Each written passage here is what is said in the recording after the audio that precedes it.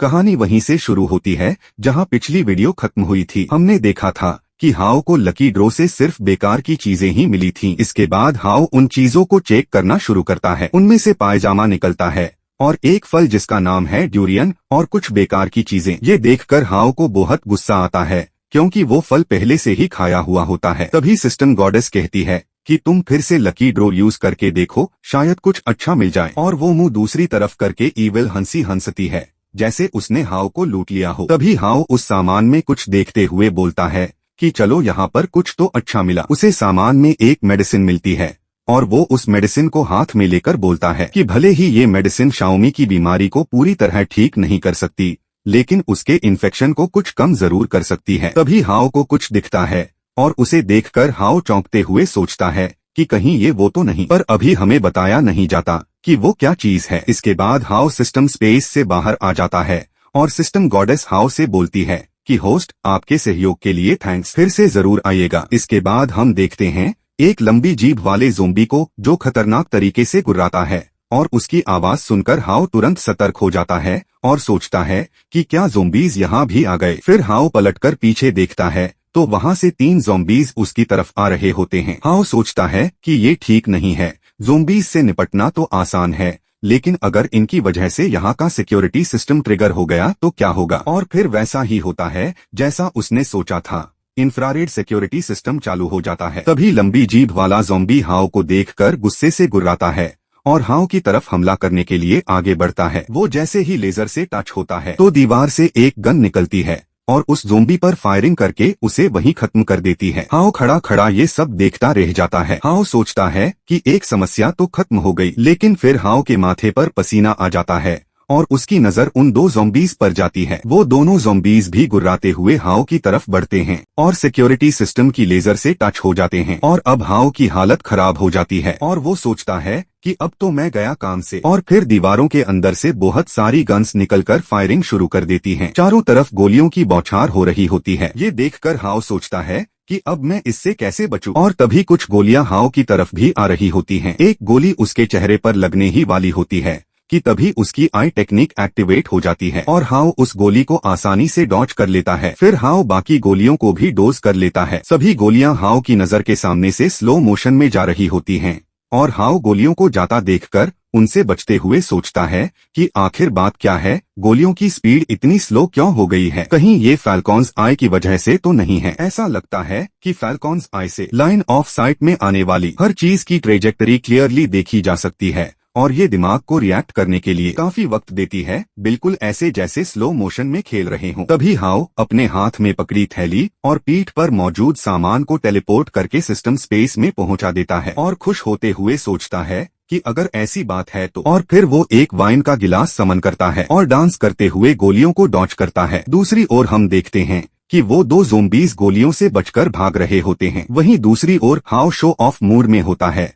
और गोलियों को बेहद आसानी से डॉज कर रहा होता है और दूसरी तरफ ज़ोंबी अभी भी गोलियों से भाग रहे होते हैं। हाओ डांस करते हुए आसानी से बच रहा होता है और वहीं उन दोनों ज़ोंबीज के पिछवाड़े पर गोलियां पड़ रही होती हैं। और फिर हाओ उबासी लेते हुए सोचता है कि अब तो मुझे नींद आ रही है, चलो अब इस काम को खत्म करते हैं। इसके बाद हाओ अपनी आई टेक्निक का यूज करता है और उन दोनों ज़ोंबीज को कंट्रोल कर लेता है और फिर वो ज़ोंबीज दीवारों में मौजूद गन्स की तरफ बढ़ते हैं और उन्हें निकाल कर डिस्ट्रॉय कर देते हैं। हाओ मुस्कुराते हुए सोचता है कि 2 ज़ोंबीज को एक साथ कंट्रोल करने में और फैल्कॉन्स आइज से इविल स्पिरिट्स से निपटने में अब कोई प्रॉब्लम नहीं आएगी। वो बोलता है कि अब वक्त आ गया है अगले स्टेप का और फिर हाओ उन दोनों ज़ोंबीज के साथ बाहर निकलने लगता है। हाओ को वहाँ मौजूद धुएं की वजह से छींक आ जाती है और वो सोचता है कि कमबख्त ये धुआं इतना घुटन भरा क्यों है। इसके बाद हमें शाम का सीन दिखाया जाता है जहां हम कसीनो में मौजूद गार्डन को देखते हैं, जहां हाओ हाथ में वही थैली और पीठ पर वही सामान लेकर गुनगुनाते हुए आगे बढ़ रहा होता है। वो पीठ पर मौजूद उस सामान को देखकर खुश होते हुए सोचता है कि आज तो उम्मीद से ज्यादा ही मिल गया। तभी अचानक हाओ के सामने अंधेरा हो जाता है और हाओ कंफ्यूज होते हुए सोचता है कि अचानक अंधेरा कैसे हो गया। और तभी हम उस जायंट को देखते हैं जो कि हाओ के पास खड़ा है और वो हाओ को देखकर बहुत गुस्से में घूर रहा होता है। जैसे ही हाओ को वो ज़ोंबी दिखता है तो वो अपने हाथ में पकड़ी थैली और पीठ पर मौजूद सामान को टेलीपोर्ट करके सिस्टम स्पेस में पहुंचा देता है और बोलता है कि मुझे तो लगा था कि मुझे तुम्हें ढूंढना पड़ेगा, लेकिन तुम तो खुद ही यहाँ आ गए। फिर वो जायंट गुस्से में दहाड़ता है और हाउ को मारने के लिए हाथ बढ़ाता है और अपना बड़ा सा मुक्का हाउ की तरफ चला देता है, लेकिन हाउ को मुक्का नहीं लगता, बल्कि हाउ के पीछे जो फव्वारा होता है वो टूट जाता है और हाउ बचकर दूसरी तरफ पहुंच चुका होता है। वो जायंट को चिढ़ाते हुए बोलता है कि हे बेवकूफ जायंट, मैं तो इधर हूँ। तभी हाउ को एक आवाज सुनाई देती है और हमें दिखाया जाता है कि एक नुकीले टायर वाली कार हाउ की तरफ बढ़ रही होती है। हाउ पलटकर देखता है और चौंकते हुए सोचता है कि ये कार किसकी है। तभी वो कार तेजी से आगे बढ़ते हुए हाउ के सामने आकर रुक जाती है और कार में बैठा आदमी कार का दरवाजा खोलकर अपना हाथ आगे बढ़ाते हुए कहता है कि लिटिल ब्रदर, कार में बैठ जाओ, इस जायंट से निपटना आसान नहीं है। हाउ पहले तो सोचता है कि मैं क्या करूं, लेकिन फिर वो कार में बैठ जाता है और उस आदमी से बोलता है कि थैंक यू, तुम बिल्कुल सही वक्त पर आए। वो आदमी जवाब देता है कि नहीं लिटिल ब्रदर, इसकी कोई जरूरत नहीं है, अब जरा ध्यान से बैठो, मैं स्पीड बढ़ाने वाला हूँ। उधर वो जायंट बहुत गुस्सा हो जाता है और दौड़कर कार की तरफ आने लगता है, जिससे बहुत सारा धुआं उठता है। वो आदमी भी तेजी से कार चलाने लगता है। मिरर में ज़ॉम्बी को अपनी तरफ तेजी से बढ़ते हुए देखकर हाउ उस आदमी से कहता है कि कार मुझे चलाने दो, जो सुनकर वो आदमी चौंक जाता है। फिर वो उस आदमी को अपनी जगह से हटाकर खुद ड्राइविंग सीट पर बैठ जाता है और कहता है कि चलो देखते हैं कि ये कार कितनी पावरफुल है। वो आदमी डरते हुए बोलता है कि अरे सड़क देखो। हम देखते हैं